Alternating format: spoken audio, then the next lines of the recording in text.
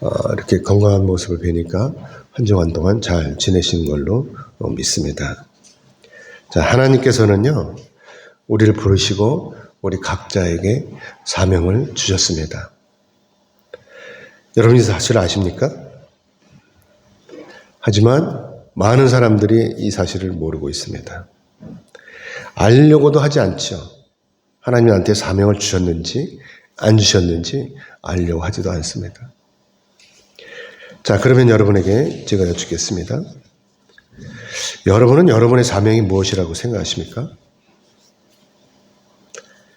아시다시피 하나님께서 주시는 사명이라고 하는 것이 꼭 저처럼 목사가 되는 것만은 아니죠. 그렇죠?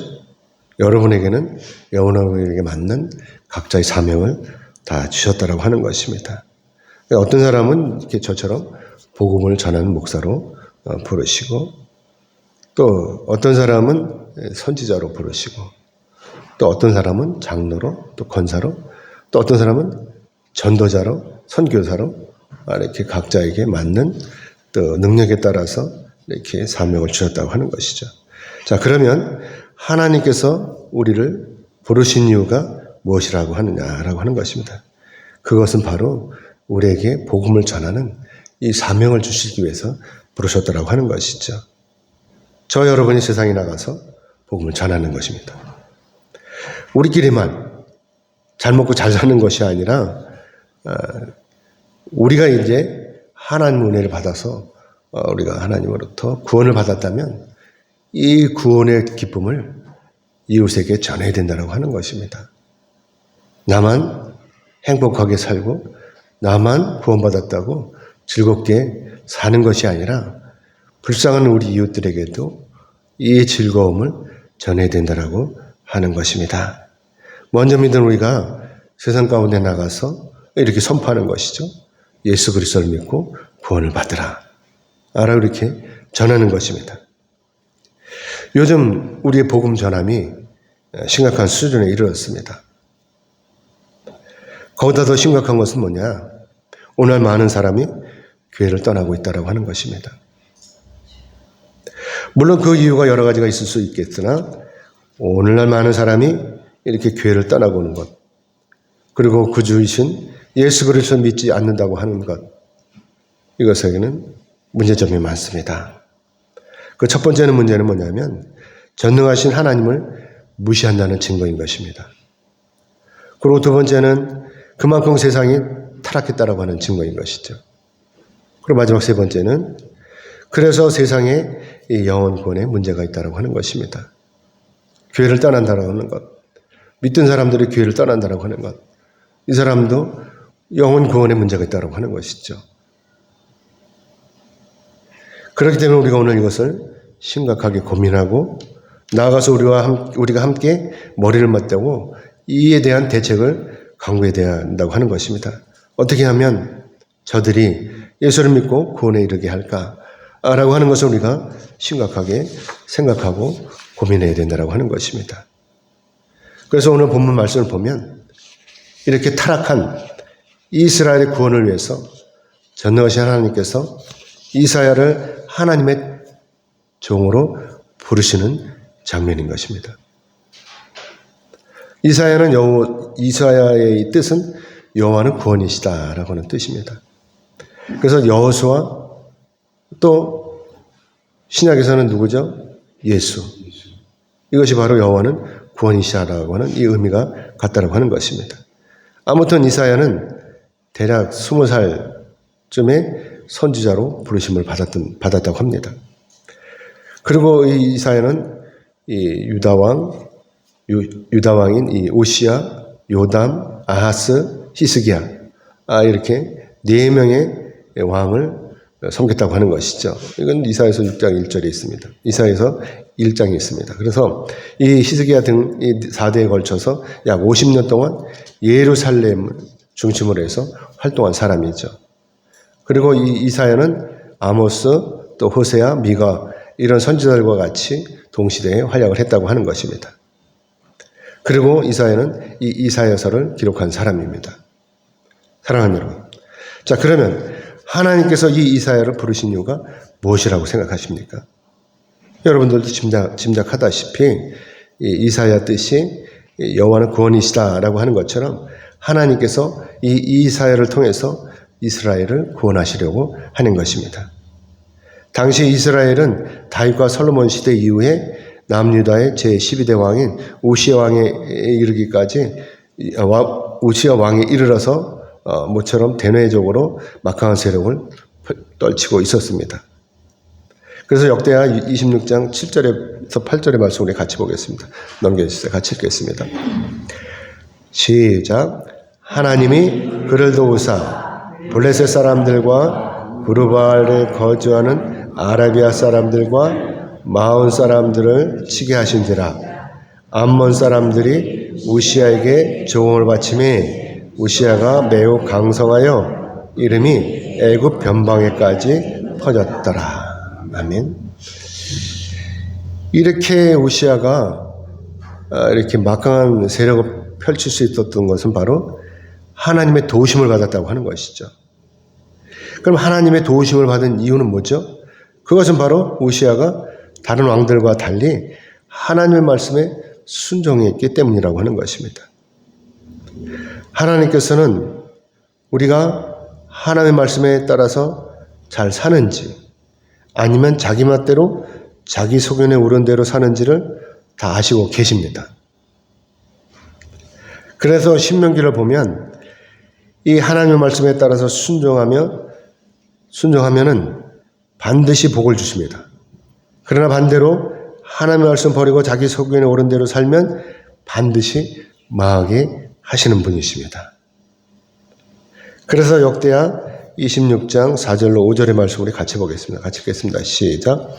우시야가 그의 아버지 아마샤의 모든 행위대로 여호와 보시기에 정직하게 행하며 하나님의 묵시를 밝게 하는 스가랴가 사는 날에 하나님을 찾았고 그가 여호와를 찾을 동안에는 하나님이 형통하게 하셨더라. 아멘. 자, 그러므로 여기서 문제는 뭐냐? 그것은 바로 하나님의 묵시를 밝게 하는 스가랴가 사는 날에는 우시야 왕이 하나님을 찾았다라고 하는 이 대목인 것입니다. 우시야는 16살에 왕위에 올랐어요. 그래서 어린 우시야가 자기 아버지 때부터 섬기던 이 선지자 스가랴의 도움을 받았다고 하는 것이죠. 그리고 이때 스가랴도 선지자로서 어린 우시야 왕이 하나님의 말씀에 따라 살도록 조언을 아끼지 않았다고 하는 것입니다. 하지만 스가랴도 어때요? 나이가 들면 당연히 죽게 되는 것입니다. 생명에는 한계가 있잖아요. 그렇죠? 그래서 스가랴가 나이 들어서 이렇게 죽게 되니까 이때 이미 장성했던 우시야 왕은 이때부터 하나님 말씀을 떠나는 거예요. 그리고 다른 왕들처럼 자기 소견에 오른 대로 이렇게 살게 되는 것이죠. 여러분도 아시다시피 이스라엘은 하나님께서 다스리는 신정 국가입니다. 그렇기 때문에 하나님의 말씀을 따라서 살아야 되는 것이죠. 하지만 그럼에도 불구하고 이스라엘 많은 왕들이 하나님을 저버리고 자기 소견에 오른 대로 살았고 그 중에 또 한 왕이 바로 우시야 왕이었던 것입니다. 젊은 날에는 스가랴가 살아있는 동안에는 하나님을 잘 섬기므로 말미암아 복을 받고 살았는데 그랬는데 이 스가랴가 죽자 이 우시야 왕은 자기 마음대로 사는 거예요. 해방이 됐다는 마음으로. 그래서 역대하 26장 16절의 말씀을 보면 넘겨주세요. 같이 읽겠습니다. 시작. 그가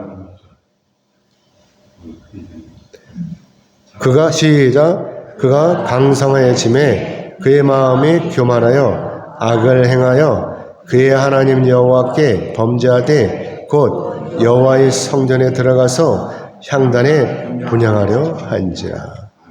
아멘. 이 우시야 왕이 마음이 교만해지는 거예요. 잘 살게 되니까, 돈이 많아지니까, 부자가 되니까 마음이 바뀌는 거예요. 놀러 나가는 거예요. 세상으로 나가는 거예요. 예배 잘 드리던 사람이 돈을 버니까 예배를 빼먹게 되는 거죠. 한 번, 두 번 빼먹다가 나중에 교회를 떠나게 되는 것입니다. 이때 우시야 왕의 죄는 바로 제사장이나 분향할 수 있는 이 일을 자기 하려고 하는 것이죠. 우시아 왕이 하나님을 완전히 무시하는 것입니다. 그래서 제사장 아사랴가 만류하는 거예요. 그러면 안 된다고. 당신은 왕이지 제사장이 아니지 않냐고. 당신이 왜 분향을 하려고 하냐고 이렇게 만류하는 거죠. 하지만 그럼에도 불구하고 우시아 왕이 성전에 들어가서 스스로 분향하려고 하다가 하나님께서 치시는 거예요. 그래서 어떻게 돼요? 나병에 걸리게 된 것입니다. 문둥병에 걸린 거예요. 하나님 말씀 안 듣고 지 맘대로 분향하려고 하다가 하나님께서 치시는 것이죠.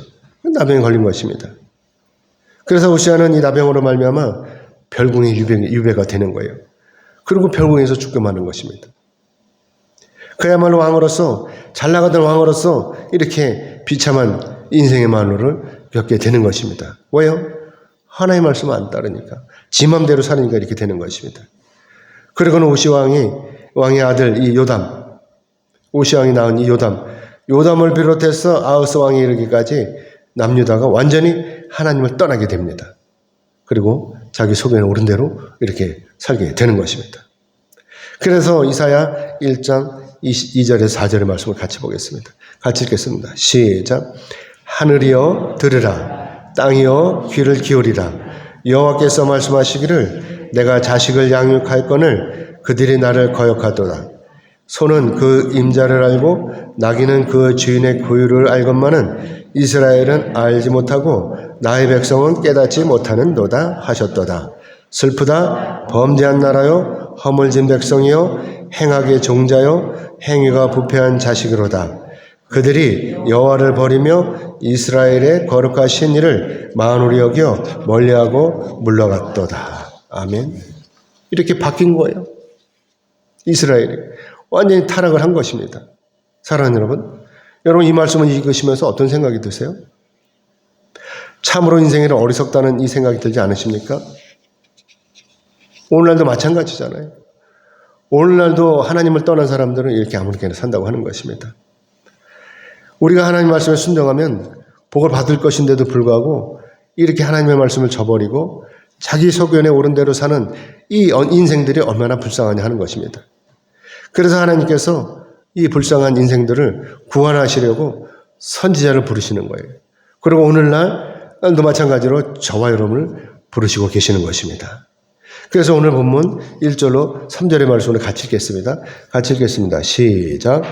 우시아가 왕이 죽던 해에 내가 본즉 주께서 높이 들린 보좌에 앉으셨는데 그 옷자락은 성전에 가득하였고 스랍들이 모시고 섰는데 각기 6날개가 있어 그 둘로는 자기 얼굴을 가리었고 그 둘로는 자기의 발을 가리었고 그 둘로는 날며 서로 불러 이르되 거룩하다 거룩하다 거룩하다 만군의 여호와여 그의 영광이 온 땅에 충만하도다 하더라. 아멘. 물론 이 말씀은 이사야가 환상 중에 하늘 보좌에 계신 전능하신 하나님을 만나는 장면입니다. 물론 이사야가 이때 하나님의 얼굴을 본 건 아니죠. 왜냐하면 하나님의 얼굴을 보면 누구든지 살아남을 사람이 없기 때문인 것입니다. 저와 여러분도 마찬가지로 하나님을 보려면 어떻게 돼야 돼요? 하나님을 보려면 살아서는 못 봐요. 죽어야 보는 것입니다. 과거의 모세도 하나님의 얼굴을 보려고 했어요. 하지만 이때도 하나님께서는 모세에게도 하나님의 얼굴을 보여주시지 않으셨다고 하는 것입니다. 출애굽기 33장 22절에서 23절을 같이 보겠습니다. 넘겨주세요. 같이 읽겠습니다. 시작. 내 영광이 지나갈 때 내가 너를 반석 틈에 두고 내가 지나도록 내 손으로 너를 덮었다가 손을 거두리니 네가 내 등을 볼 것이요 얼굴은 보지 못하리라.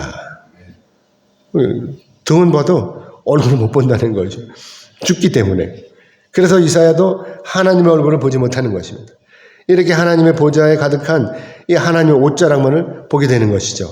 그리고 또 이사야가 본 것은 보좌 앞에서 하나님을 찬양하는 스랍들을 봤다고 하는 것이죠. 여기서 스랍은 세라핌이라고 해요.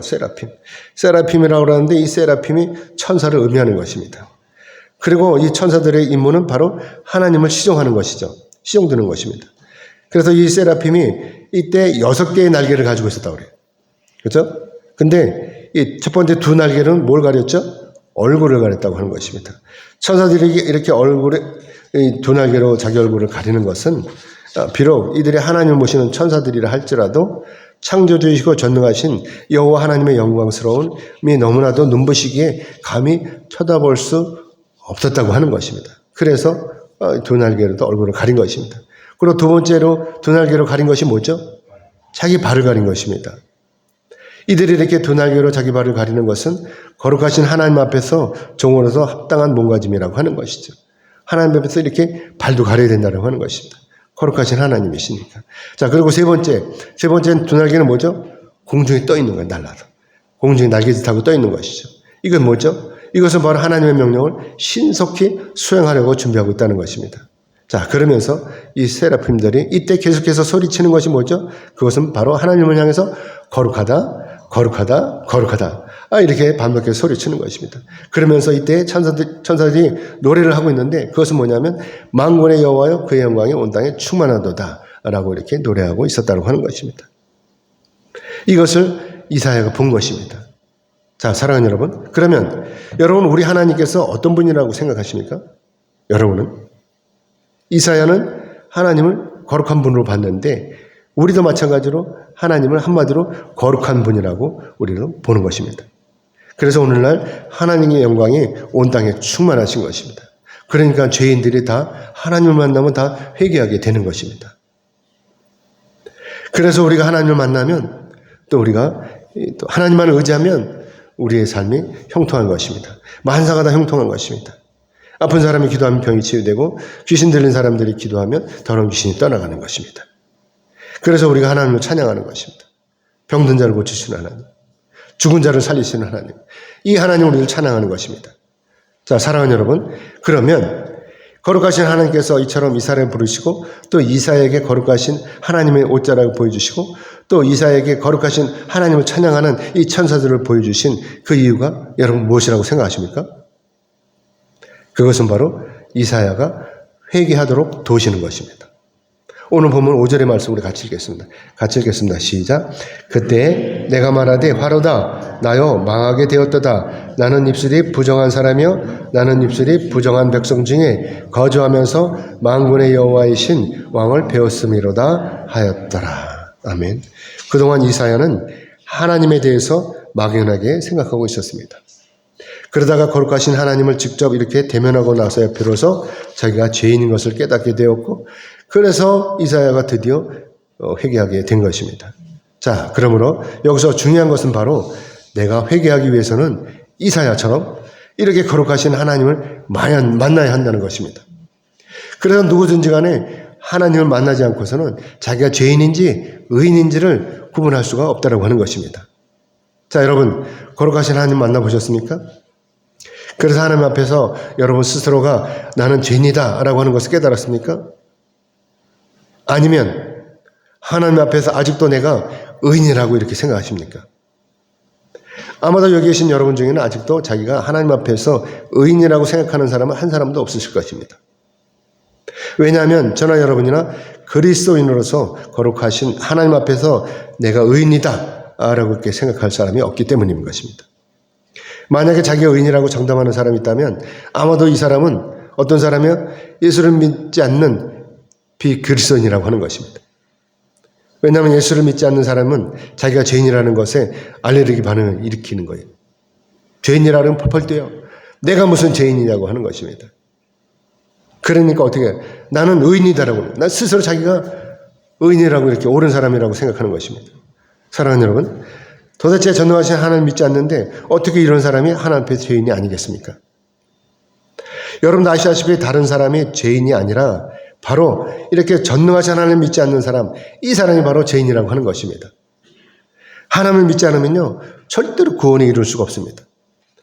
살인자든지 도둑이든지 강도든지 다 회개하고 하나님을 믿으면 구원을 받아요. 하지만 반대로 자기가 아무리 선한 일을 했을지라도 자기를 구원하실 하나님을 믿지 않는다면 다 소용이 없는 거예요. 하나님 믿지 않는데 어떻게 주님께서 구원에 이르도록 인도하시겠습니까?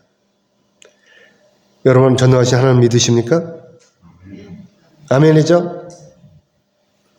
그래서 여러분을 위해서 십자가를 지신 예수 그리스도를 또 믿으십니까? 아멘이죠. 그렇기 때문에 나를 구원하실 전능하신 하나님 앞에 엎드리면 하나님께서 나를 만나주시고 내가 죄인이라는 것을 깨닫게 해주시는 것입니다.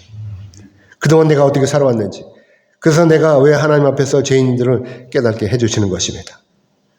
우리가 하나님 앞에 엎드리면 정말 내가 회개가 이루어지면 내 눈앞에 내가 그동안 잘못했던 것이 주마등 것처럼 스치고 지나가는 것입니다. 그래서 깨닫게 되는 것입니다. 이사야가 하나님 앞에서 깨달은 것은 자기 입술이 부정하다라고 하는 것을 깨달은 것입니다. 이사야는 지금까지 여호와의 하나님의 말씀을 증거하는 삶을 살았습니다.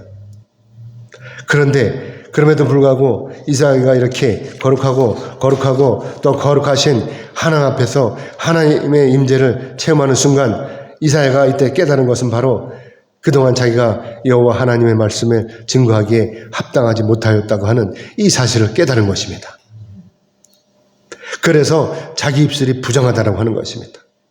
우리도 이것을 깨달아야 돼요. 내가 하나님 앞에서 부정하다라고 하는 것을 깨달아야 된다는 것입니다.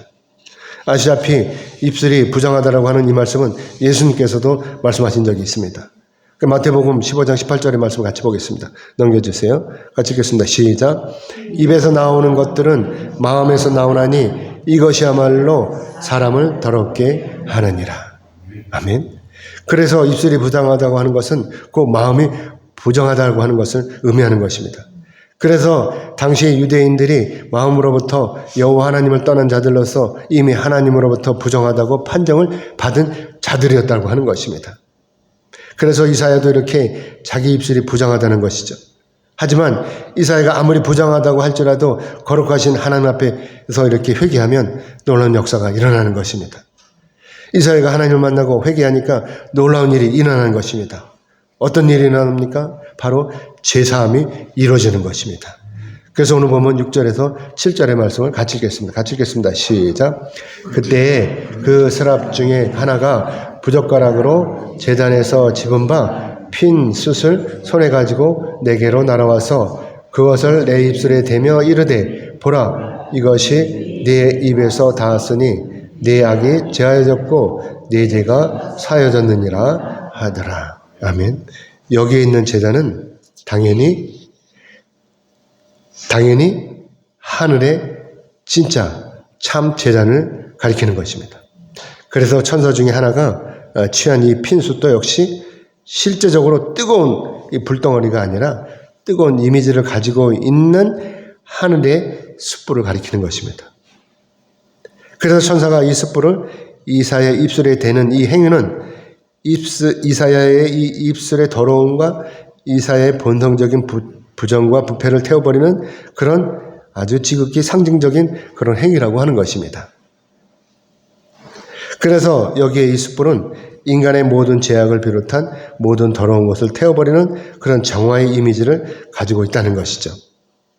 그래서 전능하신 이 하나님께서 이사야의 모든 죄를 이렇게 깨끗이 해주시고 또 이사야의 입술을 정결하게 하심으로 말미암아 이사야가 가지고 있는 이 죄책감을 거둬 가신 것이라고 하는 것이죠. 그래서 이사야가 이제 담대하게 하나님의 말씀을 전할 수 있도록 허락하신 것입니다. 저도 주의 종으로 부르심을 받고 망설인 이유가 바로 이것입니다. 저 같은 죄인이 어떻게 주의 종이 되겠습니까? 라고 하는 것이죠. 그래서 망설였던 것입니다. 그래서 수개월 동안 반지하방에서 기도했던 것이고, 그래서 그때 이렇게 기도하다가 하나님으로부터 응답받은 것이 바로 너는 준비만 해라 라고 하는 이 말씀이었습니다. 그래서 자신을 얻고 제가 신학교에 가게 된 것입니다. 하나님께서 이 응답을 안 주셨다면 아직도 저는 기도하고 있을지도 몰라요. 하지만 하나님께서 너는 준비만 하라 하고 하는 이 말씀을 주시는 바람에 제가 신학교에 갔다고 하는 것입니다. 사랑하는 여러분, 하나님의 말씀을 맡은 주의 종으로서 산다는 것, 이것은 참으로 어려운 일이에요.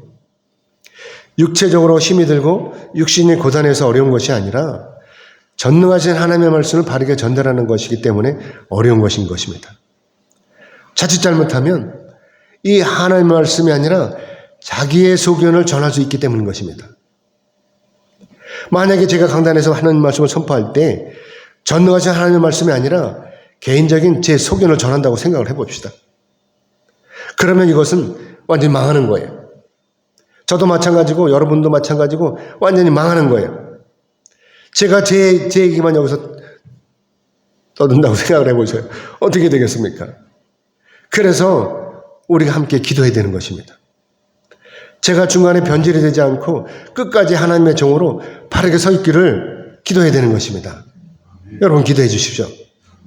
그래야 하나님께서 저와 여러분에게 이 복음을 맡기시는 것입니다. 위대한 이 복음, 이거 아무나 할 수 있는 거 아니지 않습니까? 정결한 신부가 할 수 있는 일인 것입니다. 저와 여러분처럼 정결한 신부가 이 복음의 사명을 감당할 수가 있는 것입니다. 그래서 오늘 본문 8절의 말씀을 같이 보겠습니다. 같이 읽겠습니다. 시작. 또 내가 또 주의 목소리를 들으니 주께서 이르시되 내가 누구를 보내며 누가 우리를 위하여 갈까 하시니 그때 내가 이르되 내가 여기 있나이다 나를 보내소서 하였더니. 아멘. 이사야는 이 하나님의 말씀으로 하나님을 만남으로 말미암아서 회개가 이루어진 것입니다. 그동안 불의와 부정이 난무하는 이 세상 가운데 살면서 본의 아니게 하나님을 거역하고 또한 하나님의 말씀을 따르지 못한 것에 대한 회개가 이루어진 것입니다. 이사야의 이 회개가 거룩하신 하나님의 마음을 감동시키신 것입니다. 그래서 하나님께서 이스라엘을 향해서 이렇게 말씀하시는 것이죠. 내가 누구를 보내며 누가 우리를 위하여 갈꼬라고 이렇게 말씀하시는 것입니다. 하나님 여기서 이렇게 우리를 이라는 이 단어를 사용하십니다. 이것은 우리라고 하는 이 단어는 성부와 성자와 성령 이 삼위 하나님을 나타내시는 단어라고 하는 것입니다. 그렇기 때문에 삼위 하나님께서 이스라엘을 향해서 이렇게 말씀하시는 것은 세상을 살리시려는 하나님의 이 온 하나님의 말씀을 전할 사람을 찾으시는 것입니다. 타락한 세상을 향해서 담대히 나갈 수 있는 그런 사람을 찾으시는 것입니다. 우리가 사는 이 세상은 아주 냉혹합니다. 어쩌면 이 세상이 하나님께서 보내신 종들을 집어 삼킬지도 모릅니다. 때리고 윽박지르고 돌을 던지고 급기야는 땅을 파고 묻을지도 모릅니다. 그렇기 때문에 마음이 약한 사람들은 섣부르게 이 세상에 나갈 수가 없는 것입니다. 하지만 세상이 이렇게 악하다고 해서 창조주이신 하나님마저도 이 세상을 포기하실 수는 없는 것입니다. 그래서 이렇게 삼위 하나님께서 마땅한 종을 찾으시는 것입니다. 목숨을 걸고 세상 가운데 나가서 하나님의 말씀을 과감히 대언할 수 있는 그런 신실한 종을 찾으시는 것입니다. 그러자 이때 이사야가 나서서 이렇게 대답하는 것입니다. 내가 여기 있나이다 나를 보내소서. 이사야가 진정으로 하나님을 만나니까 이렇게 마음 깊은 곳으로부터 회개가 이루어지고 이렇게 자신이 죄인이라는 것을 깨닫게 되었고 그래서 하나님께로부터 이 하나님 말씀을 대언할 종을 찾는다고 하는 이 말씀을 듣고 이사야가 이렇게 즉각적으로 반응을 보였다고 하는 것이죠. 하나님의 종이 되겠다고 자발적으로 나선 것입니다.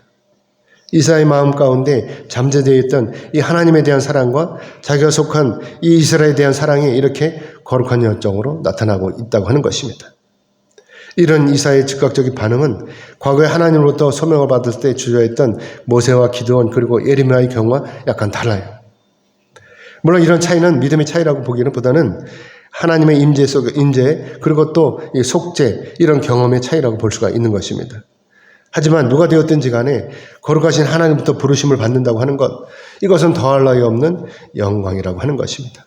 무한한 영광이라고 하는 것이죠. 사랑하는 여러분 여기서 중요한 것이 있습니다. 그것은 바로 우리가 하나님의 자녀로서 하나님께서 주신 우리의 사명이 바로 복음으로 세상을 살리는 일이다라고 하는 것입니다. 그렇기 때문에 이사야가 하나님 앞에서 즉각적으로 순종한 것처럼 오늘 우리도 하나님 앞에서 내가 여기 있나이다. 나를 보내소서 라고 하면서 하나님 앞에 기꺼이 순종해야 된다고 하는 것입니다. 세상이 험악하지만 세상이 우리를 잡아먹으려고 하지만 그래도 용기를 가지고 나가면 하나님께서 도우시는 것입니다. 전능하신 하나님 믿고 담대히 세상으로 나가면 하나님께서 우리를 도우시는 것입니다. 그러므로 우리가 세상을 살리는 이 복음을 전할 수가 있다라고 하는 것입니다. 이제 말씀 맺겠습니다. 하나님께서는요, 우리가 전도하기를 원하십니다. 하나님께서 우리를 부르시는 이유, 그것은 우리에게 복을 주시려고 부르신 것만은 아닌 것입니다. 단연코 우리가 세상에 나가서 복음을 전하기를 원하시는 것입니다. 예수님께서 나를 위해 이 땅에 오셔서 십자가를 지셨습니다. 그리고 죽은 지 사흘 만에 부활하셨습니다. 예수님께서 이렇게 죽고 부활하신 것, 이것은 바로 저와 여러분이 죽고 부활하는 것을 위해서이신 것입니다. 그렇기 때문에 우리가 오늘 세상에 전하는 이 복음이 바로 죽어가는 이 세상을 살리는 것입니다. 고린도전서 15장 17절로 19절의 말씀을 같이 보겠습니다. 넘겨주세요. 같이 읽겠습니다. 시작. 그리스도께서 다시 살아나신 일이 없으면 너희의 믿음도 헛되고 너희가 여전히 죄 가운데 있을 것이요 또한 그리스도 안에서 잠자는 자도 망하였으리니 만일 그리스도 안에서 우리가 바라는 것이 다만 이 세상의 삶뿐이면 모든 사람 가운데 우리가 더욱 불쌍한 자이로라. 아멘. 여러분, 여러분의 꿈은 뭡니까? 이 세상에서 잘 먹고 잘 사는 것뿐입니까? 그러면 우리는 너무나 불쌍한 사람인 거예요. 우리의 소망은 천국에 있잖아요. 이 세상에서 잘 먹고 잘 사는 거, 이건 아무것도 아닌 것입니다. 우리의 소망은 천국에 있기 때문에 우리는 하나님의 부르심을 받아서 하나님의 종으로 살고 있는 것입니다. 하나님의 자녀로 살고 있는 것입니다. 사랑하는 여러분, 하나님께서는 이사야처럼 특별한 사람에게만 이 사명을 주신 것이 아닙니다. 오늘 하나님의 자녀이면 누구든지 상관없이 다 해당이 되는 것입니다. 아시다시피 오늘 저와 여러분에게 주어진 이 사명이 바로 세상 사람들에게 나가서 복음을 전하는 것입니다. 한마디로 전도하는 것입니다. 예수 믿고 구원받으라고 하는 것입니다. 이 사명은 누구의 전유물도 아니고 또한 제한도 없습니다. 이제 저와 여러분 모두는 부활의 증인으로서 세상에 나가는 것입니다.